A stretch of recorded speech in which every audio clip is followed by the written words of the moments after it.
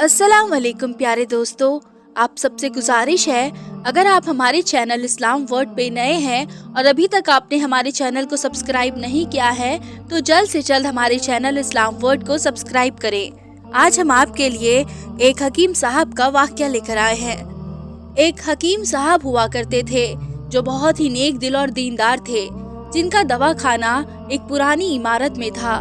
हकीम साहब रोज अपने दवाखाने जाने से पहले अपनी बीवी से कहते कि जिस चीज की जरूरत तुमको आज है वो तुम एक कागज पर लिख कर दे दो, तो उनकी बीवी लिख कर दे देती।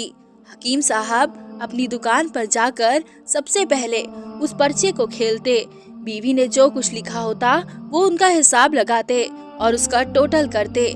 फिर अल्लाह से दुआ करते कि या खुदा, मैं तेरे हुक्म के तामील में तेरी इबादत छोड़कर यहाँ दुनियादारी के चक्कर में आ बैठा हूँ। जैसे ही तू मेरी आज की जरूरत को पूरी कर देगा मैं उसी वक्त यहाँ से उठ जाऊंगा। और फिर यही होता है, कभी तो सुबह के 9 बजे या कभी 10 बजे हकीम साहब अपने मरीजों से फारिग होकर अपने घर चले जाते। एक दिन हकीम साहब ने अपनी दुकान खोली और रकम का हिसाब लगाने के लिए पर्ची खोली तो वो पर्ची को देखते ही रह गए। एक लम्हे के लिए तो उनका दिमाग घूम गया, उनको अपनी आंखों पर विश्वास नहीं हो रहा था, लेकिन जल्द ही उन्होंने अपने आप पर काबू पा लिया। उस पर्चे पर आटे दाल के अलावा उनकी बीवी ने लिखा हुआ था बेटी के दहेज का सामान। हकीम साहब कुछ देर सोचते रहे, फिर सब चीजों की कीमत लिखने के बाद दहेज के सामान में सामने लिख दिया कि यह खुदा का काम है और खुद ही जाने। फिर वो अपने काम में लग गए। 1-2 मरीज आए थे जिनको हकीम साहब ने दवा दे दिया। उसी वक्त उनकी दुकान के सामने एक बड़ी सी कार आकर रुकी, लेकिन कार के आने या कार के अंदर कौन है उनको हकीम साहब ने कोई तवज्जो नहीं दी, क्योंकि कई कार वाले भी हकीम साहब के पास अपना इलाज करवाने आते रहते थे। ये सब तो रोज का काम था। जब सारे मरीज अपनी दवा लेकर चले गए तो कार वाले साहब कार से बाहर निकल के हकीम साहब को सलाम करने लगे और जाकर उनकी दुकान में बैठ गए। तो हकीम साहब ने कहा कि अगर आपको कोई दवा लेनी है तो यहाँ स्टूल पर आकर बैठ जाएं, ताकि मैं आपको चेक कर सकूं, और अगर आपको किसी और मरीज की दवा लेकर जानी है तो आप उस मरीज की हालत बता दें। फिर वो साहब बोले कि हकीम साहब, मुझे लगता है कि आपने मुझे पहचाना नहीं, लेकिन आप भला मुझे पहचाने भी कैसे सकते हैं, क्योंकि मैं आपसे 15 साल बाद मिल रहा हूँ। अपनी पहचान के लिए मैं आपको अपनी पुरानी मुलाकात के बारे में बताता हूँ। जब मैं पहली मर्तबा यहाँ पर आया था तो मैं यहाँ खुद नहीं आया था, बल्कि मुझे यहाँ खुदा ने भेजा था, क्योंकि खुदा को मुझ पर रहम आ गया था और वो मेरा घर आबाद करना चाहता था।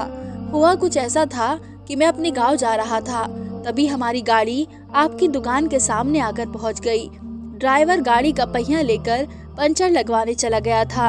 तभी आपने देखा कि मैं गर्मी और धूप में गाड़ी के पास खड़ा हुआ हूँ।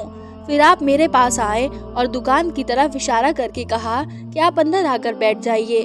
तो मैंने आपका शुक्रिया अदा किया और कुर्सी पर आकर बैठ गया। ड्राइवर ने कुछ ज्यादा ही देर लगा दिया था। एक छोटी सी बच्ची भी मेरे पास खड़ी थी और बार बार कह रही थी कि मुझे भूख लग रही है, और आप उससे कह रहे थे कि बेटी थोड़ा सब्र करो, अभी थोड़ी देर में चलते हैं।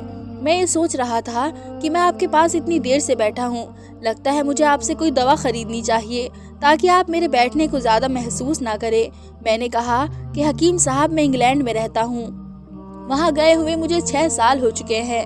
जाने से पहले मेरी मदद हुई थी, लेकिन आज तक मेरी कोई औलाद नहीं है। मैंने हर जगह इलाज करवाया, लेकिन अब सिर्फ मायूसी है। आपने कहा कि मेरे भाई तौबा इस्तग़फ़ार पढ़ो और अपने रब से मायूस ना हो। याद रखो, उसके खजाने में किसी चीज की कमी नहीं कर।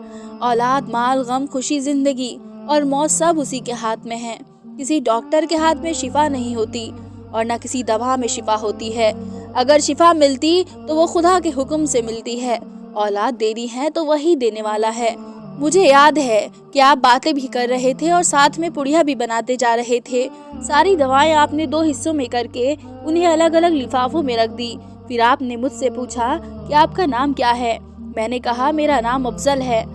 आपने एक लिफाफे पर अफजल लिखा और दूसरे लिफाफे पर बेगम अफजल लिखा।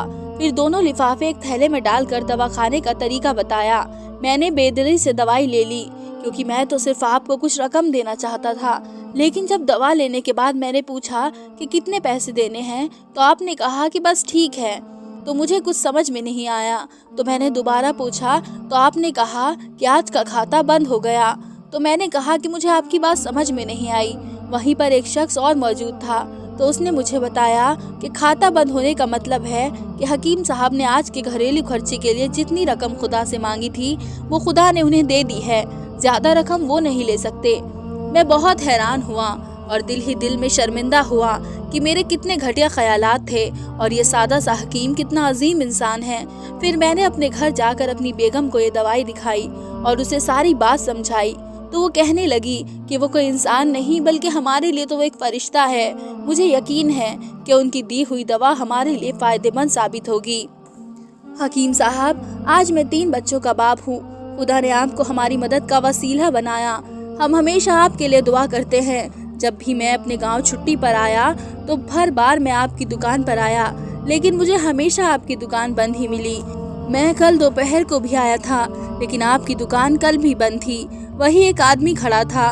उसने कहा कि अगर आपको हकीम साहब से मिलना है तो आप सुबह 9 बजे आ जाएं, वरना उनसे मिलना मुश्किल है। इसलिए मैं आज आपसे मिलने सुबह सुबह आया हूँ। जब 15 साल पहले मैंने आपकी दुकान में एक छोटी बेटी देखी तो मैंने बताया था कि उसे देखकर मुझे मेरी भांजी याद आ रही है। मेरी भांजी की शादी इस महीने में ही होनी थी। उसकी शादी का सारा खर्च मैंने अपने जिम्मे ले लिया था। मैंने उसे पैसे भिजवाए थे कि वो अपनी मर्जी की चीजें खरीद ले।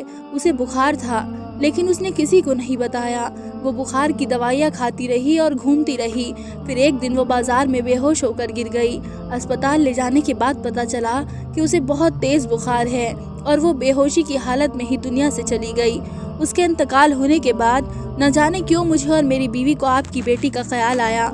हमने ये फैसला किया कि हम दहेज का सारा सामान आपकी बेटी के लिए पहुंचा देंगे और अगर शादी जल्द हो गई तो सारा इंतजाम खुद ही करेंगे, और अगर अभी कुछ वक्त हुआ तो नगद रकम पहुंचा देंगे। मेरी आपसे ये गुजारिश है कि आप इन सब के लिए मुझे मना नहीं करेंगे। ये सुनकर हकीम साहब हैरान और परेशान थे और फिर बोले, अफजल साहब, आप जो कुछ कह रहे हैं मुझे तो यकीन नहीं हो रहा। मैंने आज सुबह बीवी के हाथ से लिखी हुई पर्ची देखी तो घर के खाने पीने के सामान के साथ बेटी के दहेज का सामान लाने को लिखा हुआ था, और आप खुद देख लें कि पर्ची पर क्या लिखा हुआ है। ये कहकर हकीम साहब ने पर्ची अफजल साहब को थमा दी।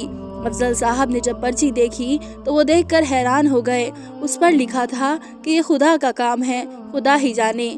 हकीम साहब ने कहा कि अफजल साहब, यकीन मानिए, जो भी मेरी बीवी ने पर्ची में लिखा हो, आज तक ऐसा नहीं हुआ कि उन सब चीज़ों को लाने का बंदोबस्त नहीं हुआ हो। आपकी भांजी की वफात का मुझे बहुत अफसोस है, लेकिन मैं उस पाक रब की कुदरत पर हैरान हूँ कि जो हमें क्या क्या मौजिज़े दिखाता है। इस तरह हकीम साहब की बेटी के दहेज के सामान का इंतज़ाम होता है और बड़े धूमधाम से उनकी बेटी की शादी हो जाती है। दोस्तों, ये कहानी तो यहीं पर ख़त्म हो जाती है, मगर इसमें हमारे लिए सबक ये है कि अल्लाह ही पर भरोसा करना चाहिए और अल्लाह से कभी नाउम्मीद नहीं होना चाहिए, क्योंकि अल्लाह फरमाता है कि मायूसी गुनाह है, तुम मुझ पर यकीन करके तो देखो।